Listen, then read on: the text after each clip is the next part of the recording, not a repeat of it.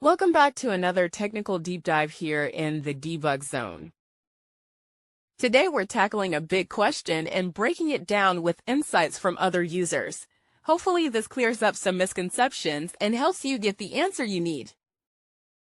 So buckle up, stay a little curious, and let's jump right in.